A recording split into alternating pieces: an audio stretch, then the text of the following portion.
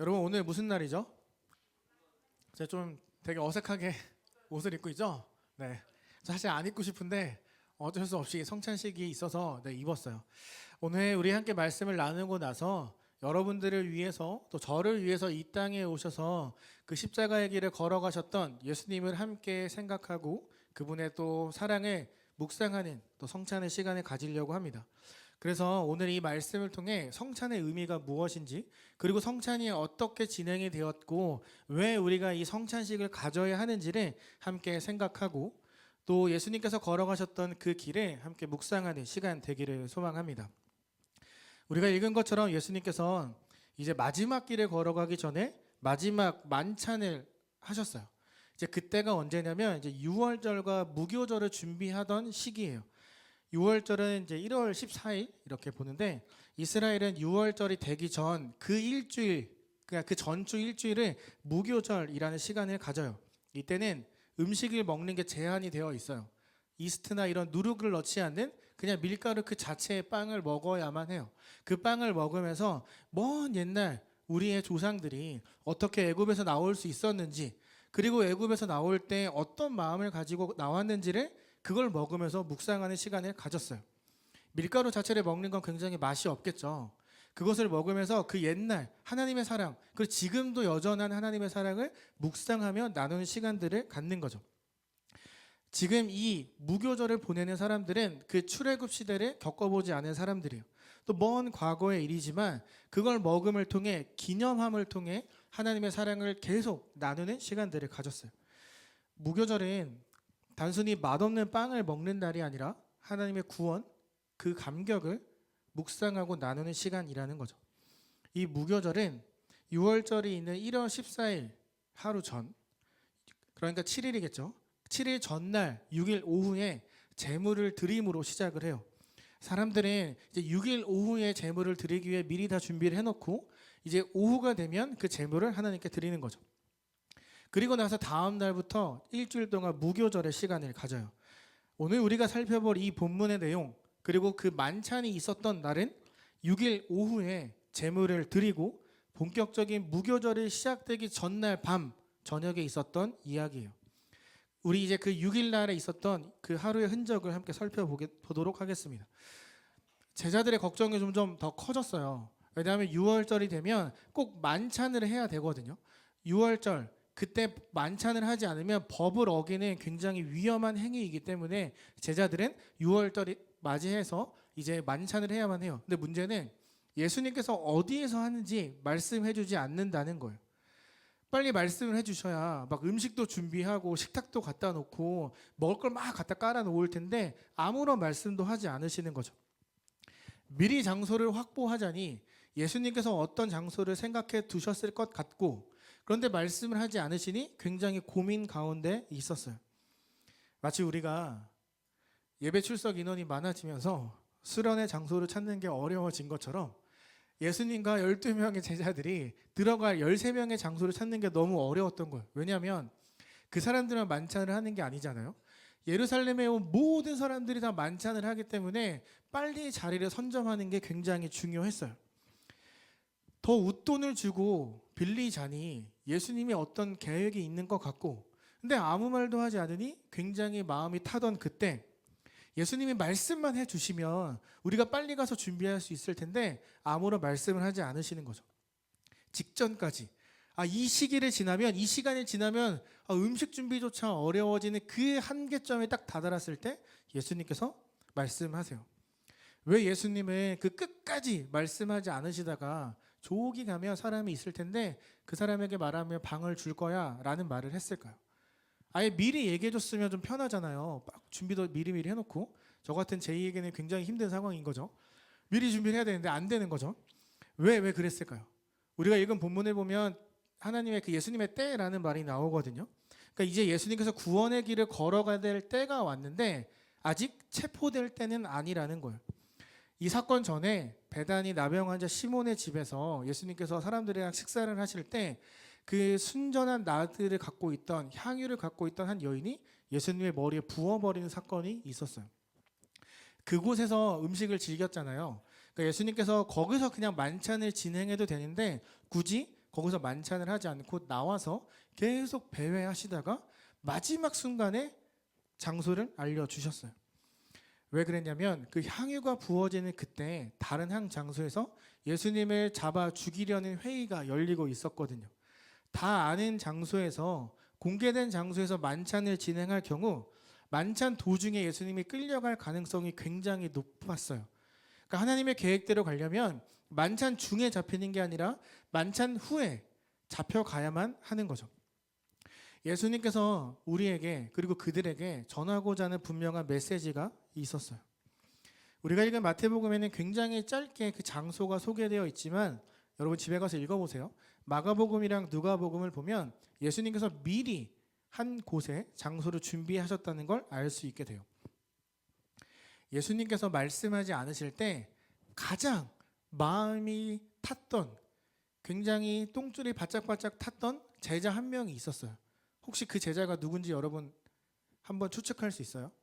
12명의 제자 중에 딱 한 명이 진짜 막 너무 애가 탔어요. 누굴까요? 어제 가룟 유다예요. 예수님을 죽이려는 사람들에게 이 모이는 장소를 빨리 가서 알려줘야 되거든요. 근데 예수님이 말하지 않는 거예요. 빨리 들어야 가서 이야기하고 팔아서 내가 돈을 받는데 예수님이 말해주지 않는 거죠.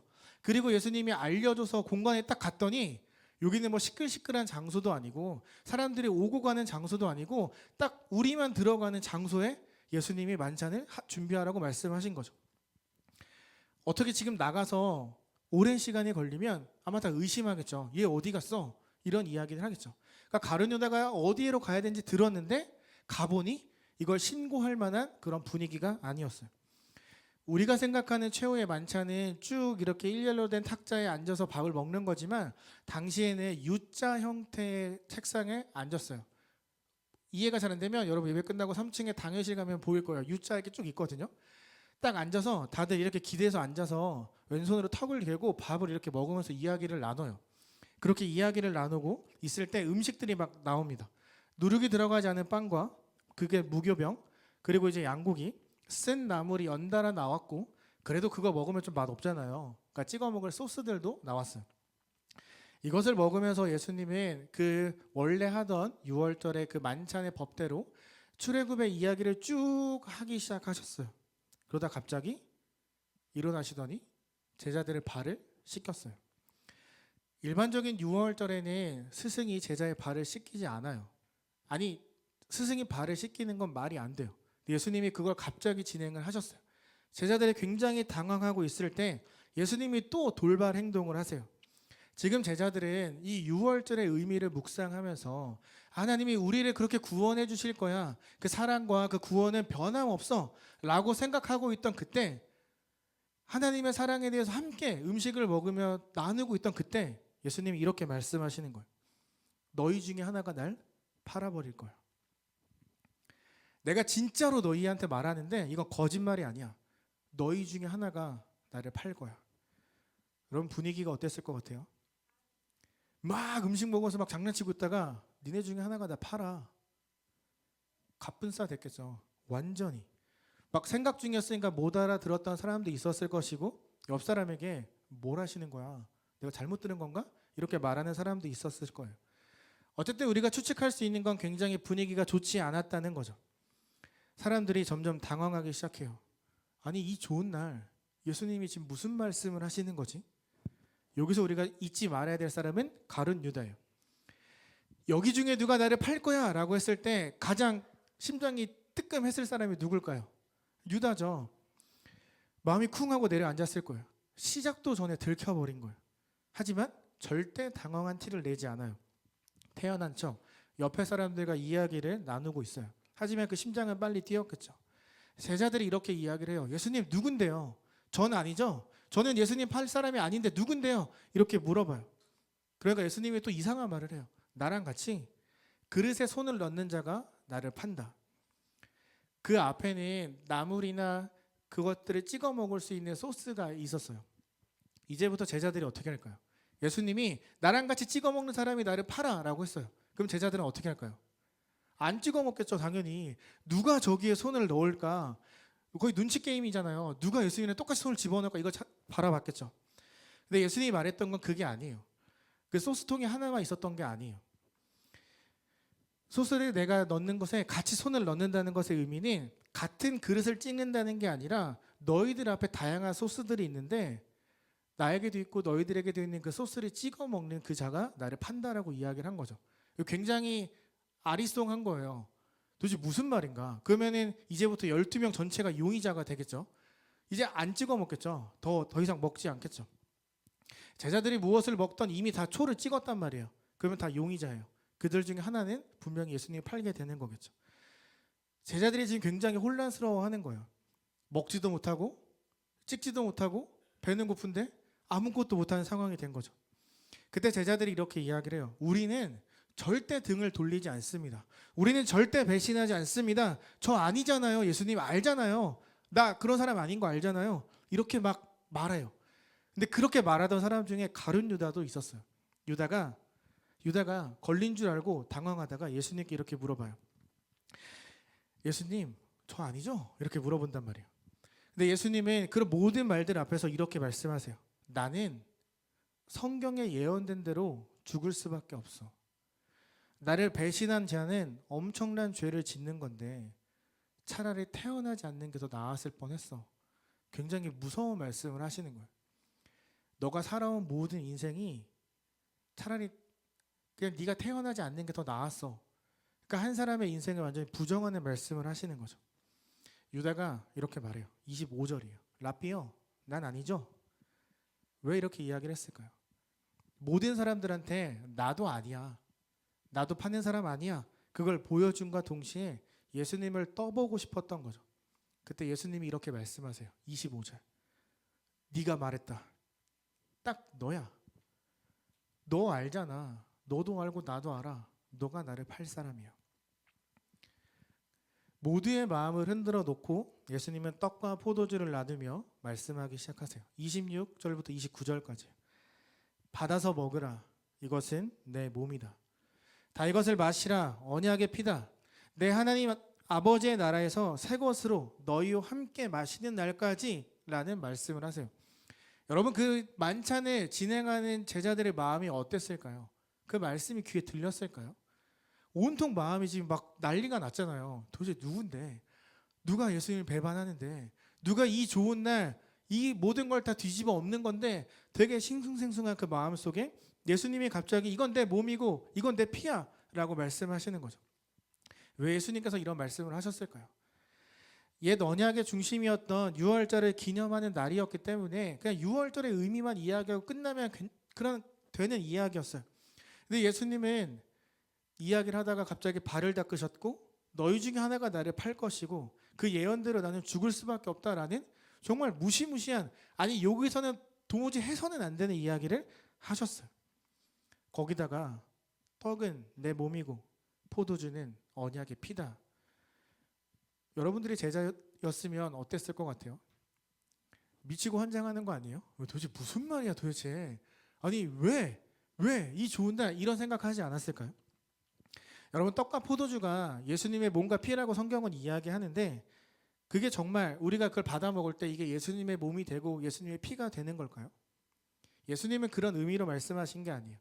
내가 이제 앞으로 너희들 그리고 세상의 모든 죄를 짊어지고 이 떡처럼 내 몸이 부서질 것이다. 이 포도주처럼 내가 실제 피를 흘릴 거야 라고 말씀하시면서 이제 본인이 걸어가야 되는 그 고통과 고난의 길을 제자들에게 그리고 저와 여러분에게 말씀하고 계시는 거죠.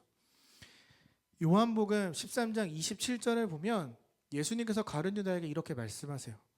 내가 할 일을 어서 해라. 가룟 유다가 듣고 일어나서 어둠 속으로 사라졌어요. 근데 제자들이 의심하지 않았어요. 왜냐하면 만찬이 끝나갈 때쯤 회개였던 가룟 유다는 늘 가서 음식값을 내거나 혹은 대여비를 냈기 때문에 제자들은 당연히 가룟 유다가 예수님의 명령을 받고 가서 돈을 내러 갔다라고 생각을 한 거죠. 아, 대금을 지불하러 갔으니까 쟤는 다시 돌아오겠지라고 생각을 했을 거예요. 유다가 자리를 떠나고 만찬이 종료가 되었어요. 예수님과 제자들은 다락방에서 나와서 성읍을 쭉 가로질러서 기드론 골짜기를 지나 감람산으로 올라가요. 그때 어둠 속으로 사라졌던 가룟 유다가 어둠 속에서 슥 나타나서 예수님 옆에 딱 서요. 굉장히 자연스럽죠. 곁에 선 유다는 예수님에게 말을 걸기 시작을 해요. 여러분이 예수님이었다면 갑자기 슥 나타나서 아무 일도 아닌 것처럼 말 거는 사람에게 어떤 반응을 보였을 것 같으세요? 예수님이 어떤 마음이었을까요? 가룟 유다가 나타났다는 건 이제 내가 잡혀가고 고난을 당하고 죽는다는 것의 신호잖아요. 가룟 유다가 쓱 나타났을 때 예수님이 어떤 마음이었을까요? 저였다면 끝났다. 올 것이 왔네. 라고 생각했을 것 같아요. 그래서 제가 예수님이 못 되는 거예요. 예수님은 그러지 않았죠. 이제 드디어 너희들이 구원을 받게 되는구나. 그런 마음을 가지고 함께 대화를 나누면서 산으로 올라가셨어요. 가룟 유다가 굉장히 가증스럽게 나타났지만 예수님의 그를 향해서 단 한 번의 책망도 단 한 번의 문제점도 지적하지 않으시고 그대로 품어주셨어요. 예수님과 마지막 만찬이 진행되는 그때 사실 가룟 유다는 마음을 되돌릴 수 있는 기회가 여러 번 있었어요. 예수님께서 그에게 너가 해야 될 일을 어서 해라 라고 말씀하셨을 때 번뜩 알아차리고 그만둘 기회도 있었어요. 하지만 그는 그 말씀이 전혀 아무것도 1도 들리지 않은 거죠. 내가 잘못됐다는 건, 내가 지금 잘못된 길로 걸어가고 있다는 건 깨닫지 못한 거예요. 그 자리에서 제자들이 서로를 바라보면서 누가 너야? 나야? 나 아니야? 너야? 막 이렇게 싸우고 있을 때도 제자들의 분노에서 우리는 그런 사람이 아닙니다 라고 외치고 있을 때도 가룟 유다는 어떤 문제점도 생각하지 못했어요. 오직 그의 머릿속엔 단 한 가지, 내가 어떻게 자연스럽게 나갈 수 있을까? 어떻게 해야 이 예수를 저 사람들에게 팔 수 있을까라는 생각밖에 없었어요. 마음이 굳어지니까 어떤 말도 들리지 않은 거죠. 예수님과 함께했던 3년 동안 그분이 보여주셨던 기적들, 말씀에 대한 은혜들, 사람들이 일어났던 변화들 아무것도 중요하지 않았어요. 지금 그에게 단 한 가지, 예수를 빨리 팔아치우고 싶다. 가룟 유다는 예수님이 너무너무 싫었어요. 정말 좋아하지 않았어요. 마음에 들지 않았어요. 우리 입장에선 가룟 유다가 배신했지만 가룟 유다의 입장에선 예수님이 자신을 배신했거든요. 그가 예수님을 따랐던 이유는 구원받고 싶어서가 아니었어요. 그냥 그 예수가 로마를 물리치고 이스라엘에게 독립권을 주기를 바라서 그를 따랐어요. 혼자 그런 기대감을 가진 거죠. 예수님은 단 한 번도 내가 로마에게서 쿠데타를 일으켜서 너희를 독립으로 이끌겠다라는 말 하신 적 한 번도 없어요. 그런데 그가 그냥 혼자 생각하고 따라다녔던 거예요. 그렇게 기대하고 예수님을 따라다녔는데 지금 예수님을 따르는 사람들이 너무 많아서 예수님이 한마디만 하면 막 다 뒤집어 엎어질 것 같은데 예수님이 하지 않는 거예요. 오히려 내가 곧 죽을 거야. 나는 예언대로 죽어야만 해. 나는 그 길을 걸어가야 돼 라고 말씀하시니까 가룟 유다 입장에서는 굉장히 너무 화가 났겠죠. 너무 싫었던 거예요. 불평과 불만이 계속 커져갔던 거죠. 그래서 예수님이 하시는 말씀, 어떤 기적들이 아무것도 그의 삶에 영향을 주지 못한 거예요. 어느 순간부터인가 그의 마음에 점점 나사렛 출신 목수 예수는 메시아가 아니야 라는 마음이 사로잡아 버린 거죠. 아까 향유를 부었던 여인에 대한 이야기했죠. 비싼 향유를 예수님께 붓는 그 어리석은 행동도 너무나 마음에 들지 않은데 예수님께서 그 여인을 칭찬하셨어요.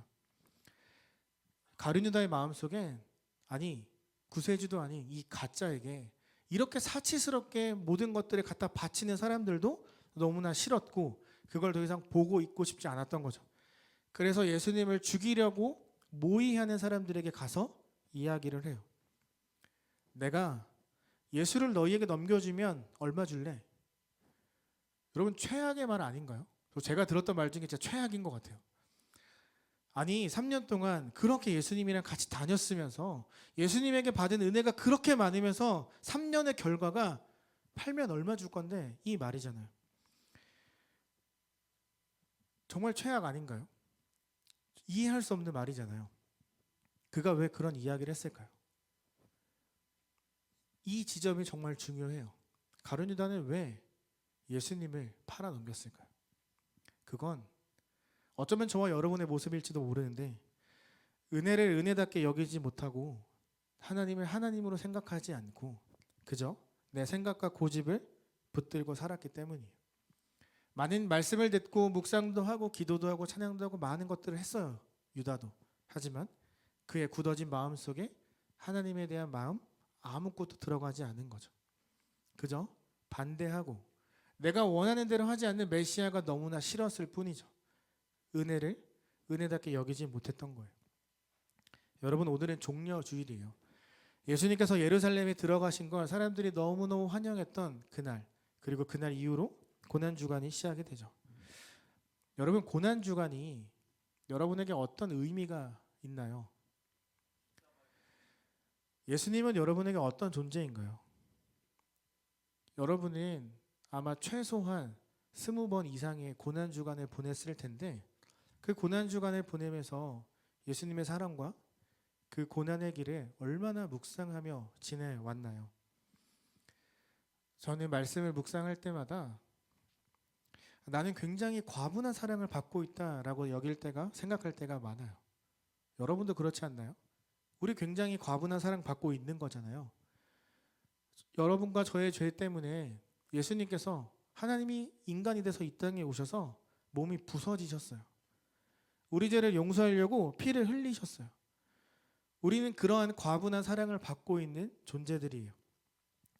사랑하는 여러분, 우리는 오직 믿음을 통해서 오직 은혜로 베푸시는 그 구원의 관계로 초대받은 사람들이에요. 내가 가고 싶다고 해서 가는 게 아니라 하나님이 초대해 주셔서 우리가 구원을 얻었고 이 자리에 나와서 하나님의 말씀을 듣고 묵상하고 나누고 찬양하고 기도할 수 있는 거예요. 우리가 먼저 예수님이 하고 있던 그 만찬장의 문을 열고 들어가서 자리에 앉은 적 없어요. 우리가 잘나서 특출나게 뛰어난 것이 있어서 자력으로 우리의 선행으로 구원의 티켓을 얻어낸 적 없죠. 여러분에게 고난주간은 어떤 의미인가요? 매년 똑같이 맞이하는 고난주간으로 생각하고 있나요? 아니면 정말 이번 고난주간만큼은 예수님을 깊이 묵상해 봐야겠다라는 마음을 가지며 기다리고 있었나요? 여러분, 고난주간은요, 저와 여러분을 위해 몸이 부서지고 피를 흘리신 예수 그리스도를 만나는 시간이 되어야만 해요. 미디어 금식 이런 거 중요하지 않아요. 오히려 이때 더 말씀을 읽어야 돼요. 오히려 더 이때 말씀을 들어야 돼요. 여러분, 고난주간은 우리가 고난에만 초점을 맞춰서는 절대 안 돼요.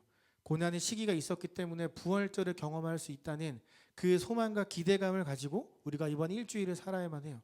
어떤 무거운 마음, 어떤 어려운 마음만 갖고 살아가는 게 아니라 이 시간을 지나서 진짜 내가 부활의 기쁨을 누리고 싶다라는 마음을 가지고 우리가 이번 한 주를 살아가며 예수님의 깊이 묵상하고 살아가야만 해요.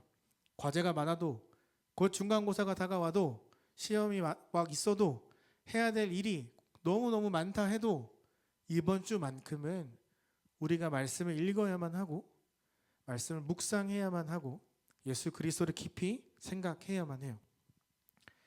여러분, 진짜 너무너무 미안한데 저와 여러분은 가룟 유다랑 그렇게 크게 다르지 않아요.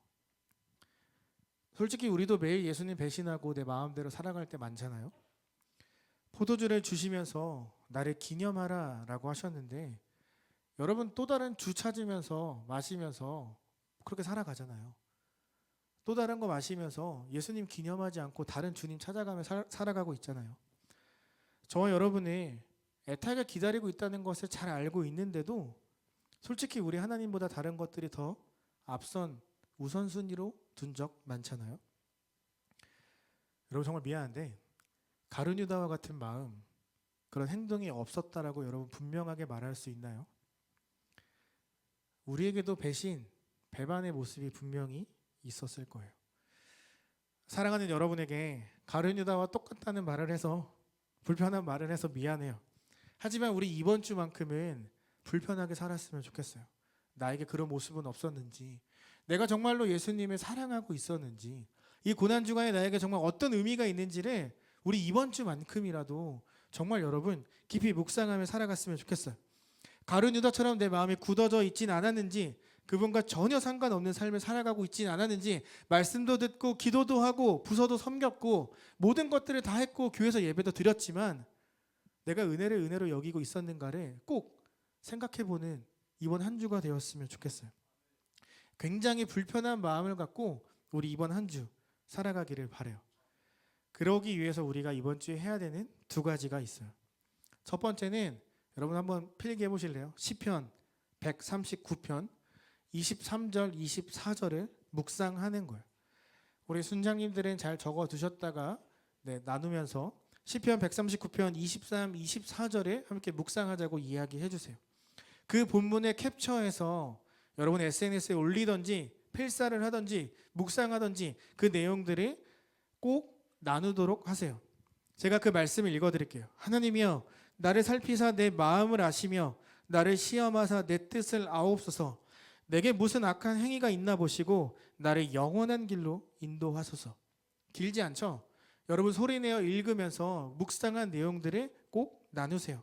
그 묵상 나눔을 통해 여러분 곁에 있는 동역자들이 도전을 받을 거고 또 다른 하나님의 은혜를 경험하게 될 거예요. 둘째, 고난주간 1분 묵상을 보도록 하세요. 작년처럼 유튜브에 1분 묵상이 매일매일 올라가요. 출퇴근, 등하교 시간에 딱 1분만 시간을 내세요. 고난주간을 돕는 그 1분의 묵상을 통해 여러분 계속 생각하고 예수님이 여러분의 삶 가운데 깊이 새겨지는 그런 시간들이 되기를 바라요. 순장님들은 카톡방에 공유해 주시고 순원들은 여러분과 함께 살아가는 동역자들에게 그 고난의 묵상을 함께 나누어 주세요. 여러분 고난주간 헛되이 보내지 말고 가룟유다처럼 은혜로 여기지 못하고 멋대로 살아가지 말고 정말로 깊이 있게 예수님을 찾아가는 이번 한 주가 되기를 소망합니다. 여러분의 마음을 매일 살피고 확인하는 그 시간을 서로 격려하면서 가져가는 이번 한 주가 되었으면 좋겠어요. 사랑하는 청년 여러분, 시편 139편 23, 24절 1분 묵상을 통해 가룟유다와 같았던 여러분의 마음을 지워버리고 예수님의 고난을 나의 것으로 받아들이고 이 끝에 있는 부활의 기쁨을 기대하고 소망하는 저와 여러분 되기를 축복합니다. 꼭 그렇게 살아가는 우리 가온누리 모든 청년들이 되기를 저도 기도할 테니 여러분들도 서로를 위해 기도하고 독려하며 살아가는 이번 고난주간 또 특별히 새벽 예배를 통해 더 많은 은혜를 나누는 모든 청년들이 되기를 소망하며 축복합니다.